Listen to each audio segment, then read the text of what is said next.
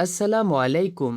হে হজযাত্রী, আমি আপনাকে একজন প্রাক্তন হজযাত্রীর পক্ষ থেকে ৩টি পরামর্শ দিচ্ছি, যা আপনার যাতায়াতকে সহজ করবে এবং পথ হারানো থেকে বাঁচাবে। প্রথম কথা, প্রথম দিন থেকে আপনার তাঁবুর নম্বরটি ভালোভাবে মুখস্থ করে নিন এবং মোবাইলে ম্যাপের মাধ্যমে এর অবস্থানটি সেভ করে রাখুন। এই সাধারণ তথ্যটি ভিড়ের মধ্যে আপনাকে অনেক সাহায্য করতে পারে।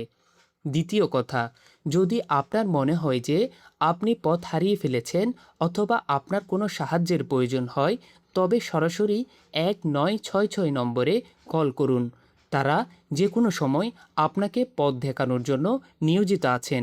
তৃতীয় কথা, ময়দানে উপস্থিত নুসুক কেয়ার টিমকে আপনার নুসুক কার্ডটি দেখান।